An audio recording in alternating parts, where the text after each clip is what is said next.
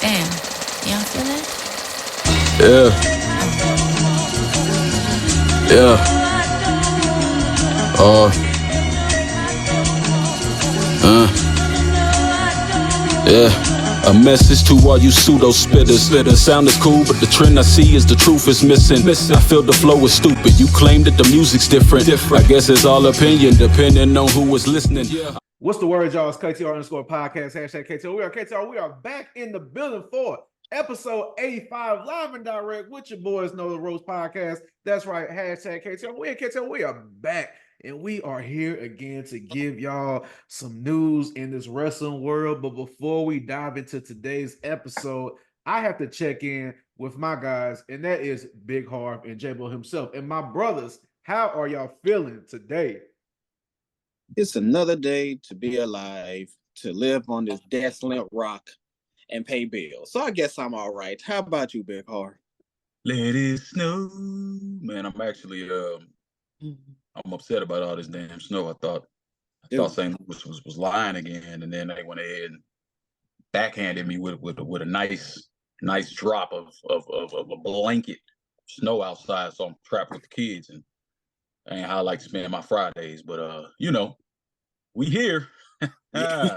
We here is family time. And before we dive into this episode with some family time, y'all gotta do this one so favor for us, and that is to follow us on all social media platforms, KTR underscore podcast, Twitter, Instagram, and TikTok, Another Roast Podcast, Facebook, YouTube, Another Roast Podcast, all podcast platforms, Google Podcast, Spotify, Anchor, Apple Podcast, Spotify, everything. And don't forget to get that merch at ProWrestlingTees.com/KTR podcast. Let's get in, let's go, let's get into the show.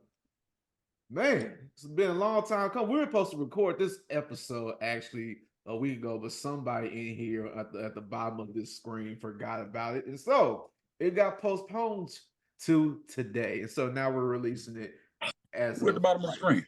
Huh? I don't see nobody at the bottom. I'm at the bottom of the screen. He's clearly talking about me. Yes. Oh, okay, dang. Yeah, it's not you this time, it's him. So yeah. So with that being said, we have a lot to discuss because there's a lot has happened since we have met with each other. And first and foremost, let's start off with talking about the possible or possibility of what main event that could occur at WrestleMania. And that is this whole saga with Cody Rhodes continuing his story. The people's champ, the most electrifying person in all of sports entertainment, The Rock, Dwayne Johnson, being involved with the storyline, and also with the head of the table, the tribal chief, Roman Reigns. What is all going on? What is transpiring? What is happening?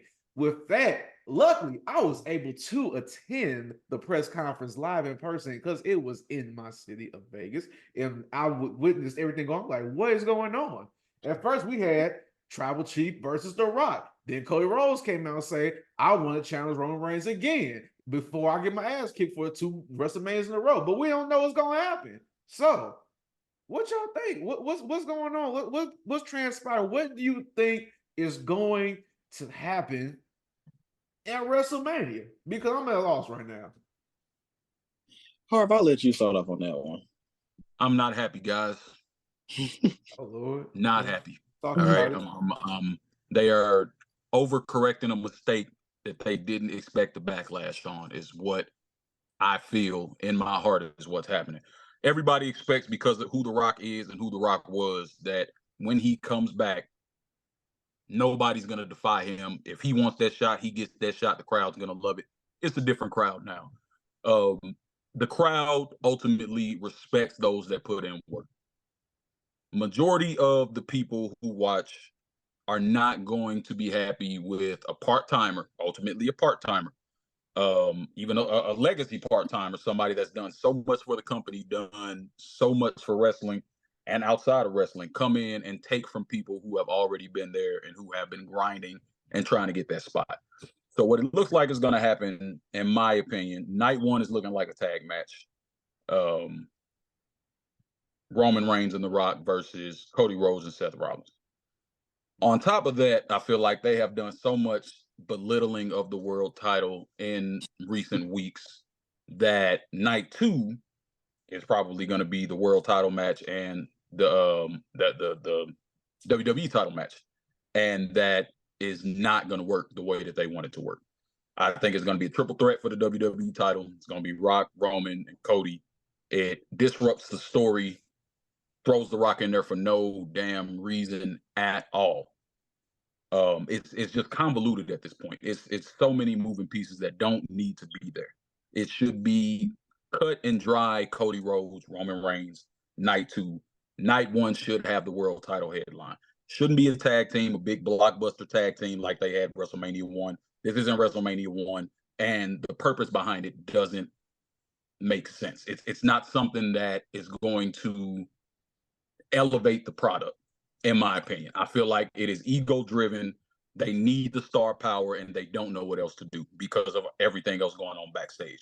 So I think that the pivot and the overcorrection is just way too much, and I am not a fan of it at all.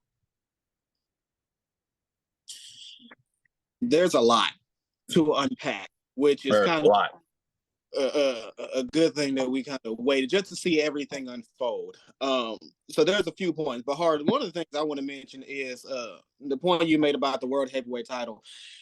We all know that's the consolation prize title. We all know that they gave it to, Seth Rollins in this case because Roman Reigns has been, champion for too long.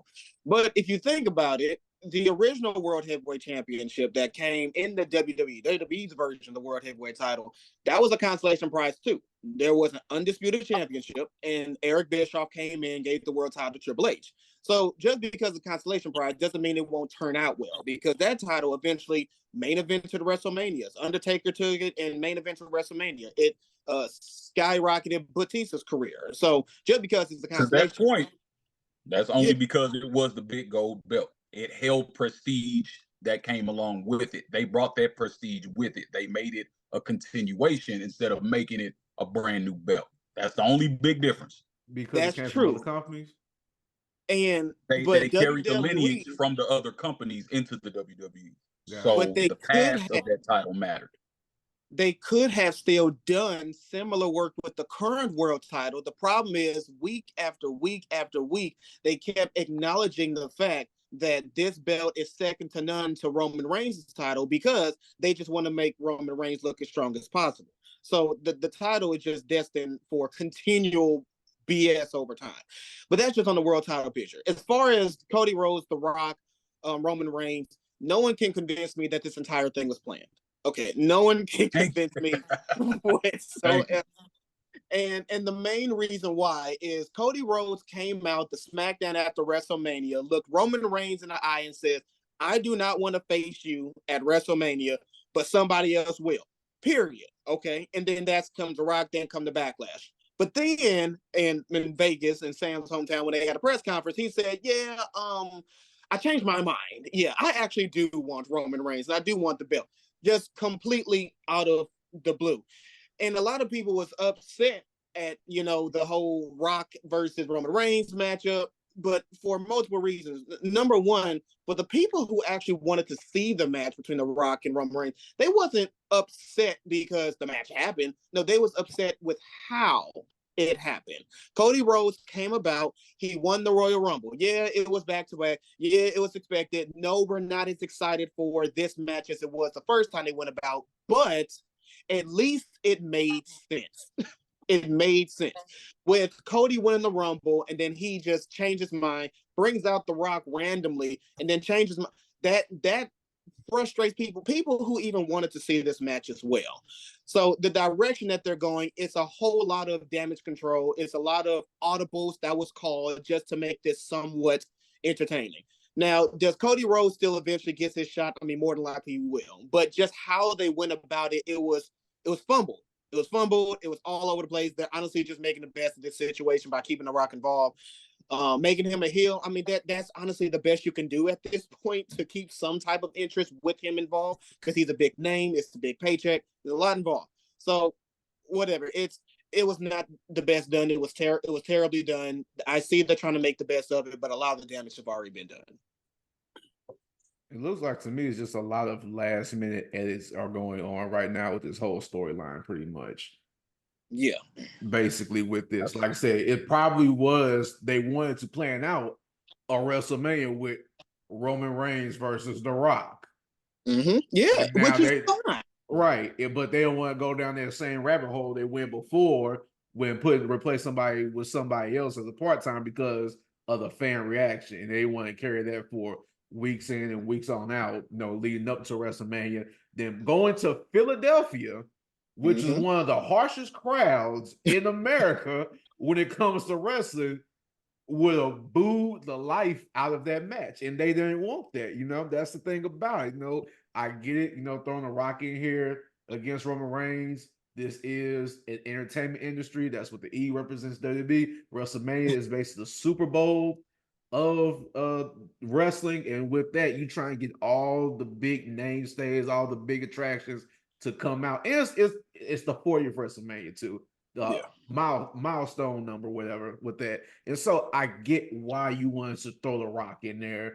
It all led up to it from last year prior, with the idea of it. The whole Hulu TV show that was talking about with the rock and everything. Was that on Hulu, I think?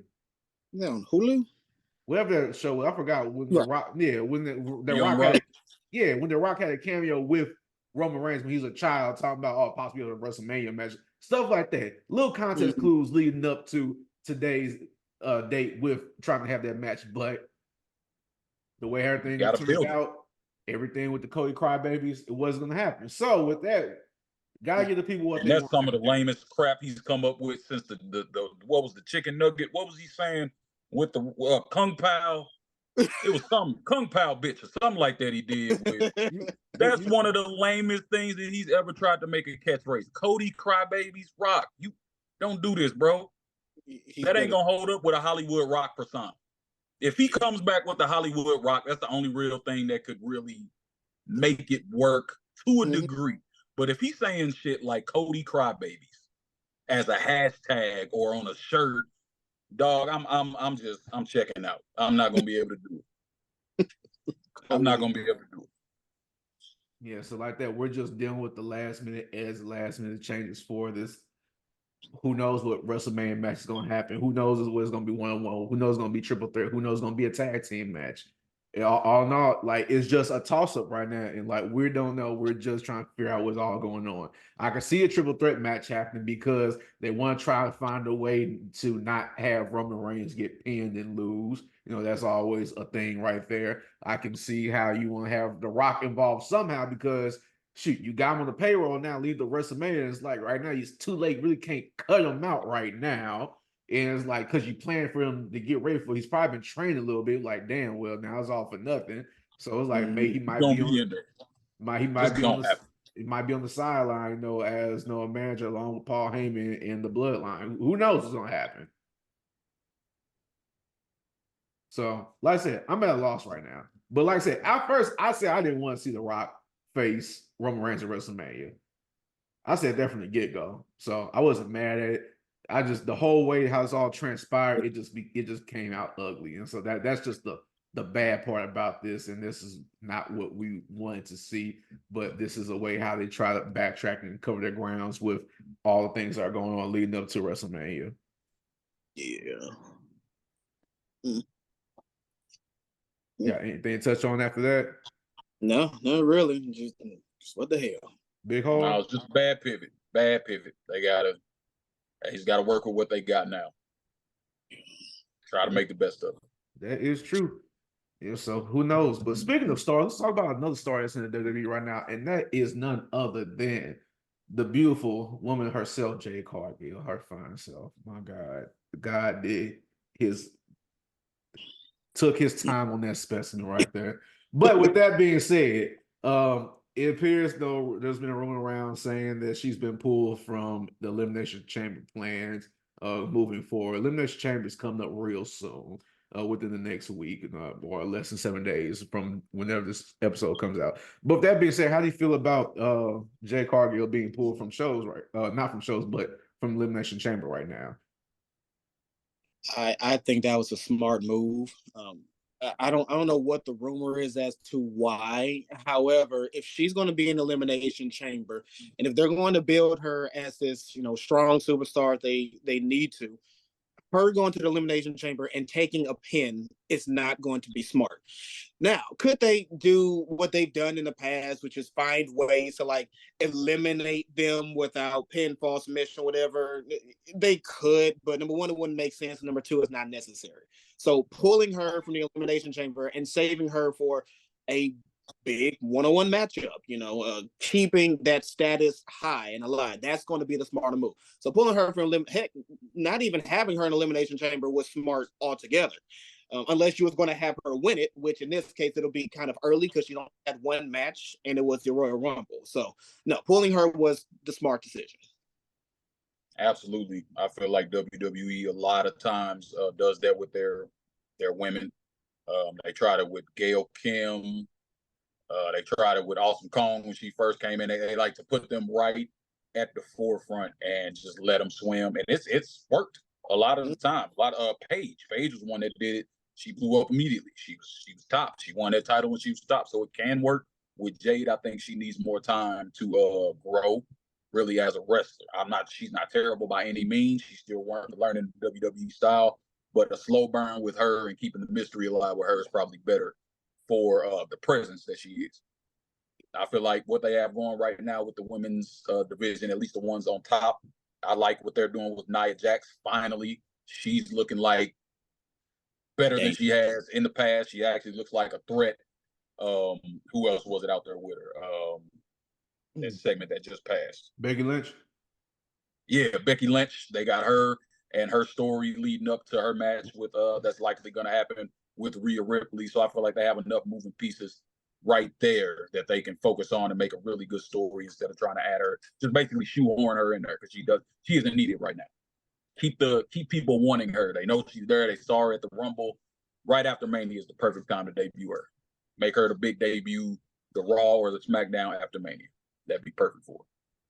One side comment I want to throw in there. At the press conference, I did not like how they teased Becky Lynch and Rhea Ripley, only because she still has the match coming up with Nia Jax. So it kind of invalidated the match before it even happened. So that I didn't like how they did that one. But other than that, that's why I felt like that segment was like a edit, like we've been talking about with the other stuff. They had that segment after the press conference where Nia Jax came out and congratulated her and did all the little heartwarming shit, and then hit the little flip real quick. Rhea Ripley came out, so I feel like that was a little edit as well. But I agree with you. They shouldn't have done all that at the damn press conference. It makes it too obvious what's gonna happen. Yeah, you already know they're pushing the agenda for Becky Lynch to go against Rhea Ripley at WrestleMania. So it just destroys that factor of like the possibility of having the thought of Nia Jax winning at Elimination Chamber. But at the same time, Elimination Chamber is in Rhea Ripley's home country, so she's not gonna lose. So it kind of makes sense why they do that. But at the same time, it's like, at least it's had the thought there, like, oh, it's a possibility like this L can actually happen. They're already pushing for this Lynch versus. So you already know Becky Lynch gonna win at the Elimination Chamber, and so just discredits everybody else that's in it. So like I understand, but the whole thing back on time with Jade Cargill, fine self. What would be great is to, like I said, just hold her off for a minute. Have her make these appearances with all the entertainment industries because she has that presence and look for that. So it makes a lot of sense. Then, like I said, debut her after Mania, couple matches here and there, a qualifying match for like a Money in the Bank, have her win the Money in the Bank, have her cash in on whoever the champion is, and boom, you got yourself the best world's women's champion in all of WWE. Or it could be the WWE Women's Champion. I don't know whichever title she's going to go for, but yes. But since I'm assuming she's going to be on Raw. She needs to be on Raw. I said this beforehand. She needs to be on Raw because of everybody else that's on SmackDown right now. But before they decide to do another draft, but like, keep her on Raw. Have her whip all the competition over there and just be her own person. Yeah, because you really look at SmackDown women's roster, is stacked. It's stacked. Yeah, it is. It is. It's nice. Yeah, and especially they brought back with Naomi too as well. So you got Naomi, you got Bianca, you got Charlotte, you got what's name? Zelina Vega. Like I said, you got the damage control. Well, not Yeah, damage control. Bailey No, them yeah, and but all yeah, of that. all them. Like I said, it's stacked over there, and like Raw is like, Yeah. yeah. We named it 3: Becky, Rhea, and Nia Jackson. Like after that, it's like, well, Liv came Everybody else back. on the back burner. Yeah, but like I said, it's just not the same level. So yeah, but this neither here nor there. They're all talented women. Don't get me wrong, but Jay is the most talented of them all. So moving on from there, we're gonna stay on the topic with WWE because we're gonna talk about the main topic that we've been talking about for past episodes. Y'all gonna get tired of it, but guess what? I don't care because this is my favorite storyline of them all, and I'm finally happy that it got executed. The storyline I've been waiting for the past 6 months, and that is Trick Williams versus Carmelo Hayes. Yes, Carmelo finally turned on Trick Williams. I was waiting for it. I texted y'all. It's happening. It's actually happening. I couldn't believe it. He finally made the move, and now we have the build-up to Stand and Deliver in Philly. How do y'all feel about this right now? This is one of those very few times where we see it coming. We saw it coming for months and months away, but it was very satisfying. Okay, like it's one of those where it comes into fruition, and it's something that we're still going to follow along. This is only going to help Carmelo Hayes and his growth. I think he does way better off as a heel because he's just natural as a heel. Not saying he's a bad face. He was good as a face as well. It's just that he's more in his zone as a heel. And same with Trick Williams. This will only elevate Trick Williams. He was a good mouthpiece as a heel with Carmelo, but he's doing wonders as a face. So yeah, it's going to be great to continue watching how this turns out. Big Hole. I feel like, I mean, because it's the season that it is, WrestleMania season, they weren't gonna have it go any farther. It's time for Carmelo to have his swan song, and it's time for Trick to move up a little bit. So I feel like it is a perfect storm moment right now. Trick has to go over, and this needs to be the last moment for Carmelo in NXT before he solidifies his move to the main roster. Yeah, I feel like that has to be the end game of this storyline. We definitely discussed this plenty of times, and that's what we said. Yeah. This would be the end result. This has to happen. Like this. It just feels like I feel like it was still kind of too quick to me. Just to me, you know, really? I like a slow burn, but yeah, I do. That's why I was saying. But it wouldn't make sense for them to push it any longer because then it would miss the WrestleMania weekend. So it makes sense. It's just to me, it feels like it could have went a little longer, a little more teases. You know what I'm saying? Just a little more tidbits thrown in there. But I feel like it went long enough. Everything that happened like beforehand with like Trick Williams with Trick getting attacked from behind in the backstage. Just for how I like stories being told. Right, it felt like it rushed there toward the end, but I'm not mad at it by any means. I feel like they're gonna execute it well. They executed the turn well. Mm-hmm. It's just a personal thing, you know. That's fine. Yeah, fair. Yeah, I feel like with this is the best way to make, like I said, to make Trick Williams the face of NXT moving forward after WrestleMania season, because more likely he's going to stay down there for another year, and Melo's moving up with that. And I feel like this is going to be the best opportunity to make Trick Williams probably NXT champion. So he can hold the fort down and be that. Because while I'm looking at this now, since the whole thing with Melo, taking out Trick, it looks like Trick gonna be out for the time being until something else occurs. Now that Dragunov doesn't really have, an enemy or an opponent right now, I feel like his next match is gonna be against Melo, and Melo's gonna find a way to win. And since Dragunov, it appears to be like basically the strong top guy on NXT, and beating him clean is like kind of out of the picture right now. And that's why Melo is a heel. Melo's gonna find a way to overcome that and get that title. And it'll make sense for Trick to win the title over Melo in a good passing of the torch. Perfect storm scenario. I think it's gonna be good.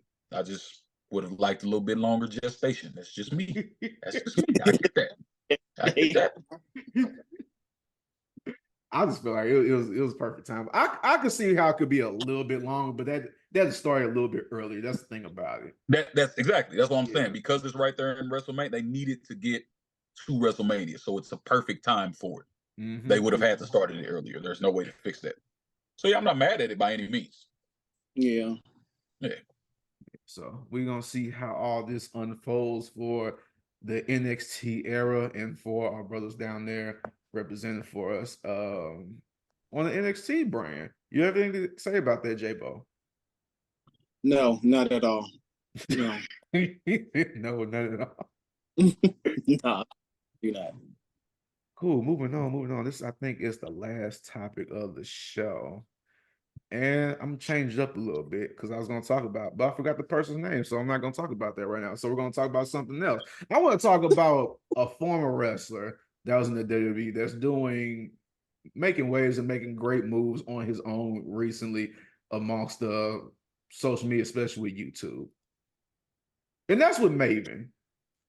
If you take the time out to look at his product, you can learn a lot from basically everything he's been doing in the background with all his videos of questions you might have had about what really goes on in WWE. He's giving great insights about the things that occurred during his time within the business, all the little things you may want to know about, involving pay, how things are structured, the things of matches, and all other sorts of things you might have about wrestling. So that is a good thing. I just wanted to give a shout out real quick because I just figured out the person's name of who we were talking about. So we're back on topic again.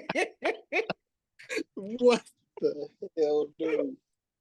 So in recent events on TNA, unfortunately, why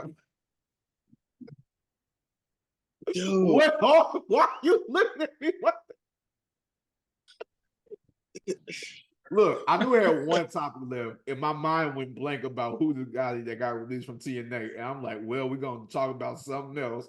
And I thought about me because I really just watched a YouTube show about him before we started this episode. But I mean, it's Black History Month, so I can't even knock you. You know what I'm saying? I appreciate it. I can't knock you. Yeah. But in recent events with TNA, Scott D'Amore has been released from his duties over there. And I just found out from Big Harv himself that he told us that Tommy Dreamer took his spot with that position. So with that, how do y'all feel about the release of Scott D'Amore from TNA? I don't know much details about it. I don't know the reason behind the termination. I just know that most of the TNA faithful were upset about it. I associate him with their golden age. I do recall him and a lot of the work that he did for TNA over the years. So it's sad to hear, but without knowing exactly why, it could have just been a change in the guard. They said Tommy Dreamer's up there now. He ran a few different indie promotions since his time while he was with WWE, while he was with ECW. He has a lot of experience running companies. So I don't think that they're in a bad position at all unless he tries to insert himself too much, which he does do with his own promotions. So I just wish the best for Scott. I hope he has some prospects out there and that he wasn't done dirty. It wasn't some under the table type thing. But it's not really something I feel like is going to make or break the company because they are not only trying to tap into nostalgia, but they moving in a different direction. So it might have been time just for some new eyes and a new brain. You know what I'm saying? Mm-hmm. It's interesting, mainly because Scott D'Amore, he was there throughout the ups and the downs, and I'm talking the downs. We're talking aces and eights downs. Okay, so we're talking about the Dixie Carter, Hulk Hogan, Eric Bischoff, WCW 2.0 downs. Okay, he was there through it all. He was there through when, hey, look, TNA ain't going to be around that much longer. He was there through the point where not only people were saying that, but COVID hit. So we were like, oh yeah, there's no way they're surviving. But he stayed there through all of those. And now, TNA has this amazing resurgence right now. There's a rumor, again, back to Harv's point, like we don't know that much details, but there's a rumor right now that Scott D'Amore is in the process, or at least was trying to buy out TNA for himself. so that he can run it. So if those rumors are true, allegedly, if they're true, then yeah, then we could see maybe the writing on the wall where he's trying to take over. But the current parent company of TNA, they just said no, that's not with it. But yeah, you know, it just interesting somebody who's been with TNA through the times where TNA wrestling honestly had a moment where they were not promised at all, and for them to just randomly let them go, there's a lot with that. So I do hope the best for his his future. It's just, man, it's kind of shocking at this point where TNA is doing very well right now. Just I don't know, man. Yeah, like I said, it threw a lot of people for a loop, being caught a lot of us off guard with that, and with all the past history he has and successes that he has overcome within the wrestling business, especially with TNA. Yeah, that's going to be hard to see. But like I said, wishing the best. He probably got something else underneath his belt in the future. So who knows what's there to come. Yeah. But I know what else to come, and that is the end of our show. Thank y'all for tuning in. Thank y'all for listening. Thank y'all for watching. Thank y'all for checking in. Thank y'all for tapping in. Thank y'all for subscribing. Thank y'all for the support, the love, and everything, because without y'all, there would not be no KTR. But until then, y'all got to do this one simple favor for us, and that is to follow us on all social media platforms, KTR_podcast, Twitter, Instagram, and TikTok, No Rose Podcast, Facebook, YouTube, No Rose Podcast on all podcast platforms. Got Google Podcasts, got Spotify, got Anchor, got Apple Podcasts, got Podbean. We're on everything. And don't forget to get that merch at ProWrestlingTees.com/KTR Podcast. Let's get in, let's go, and let's get off this show. This is episode 85, live and direct, No Rose Podcast, #KTR, and we are out.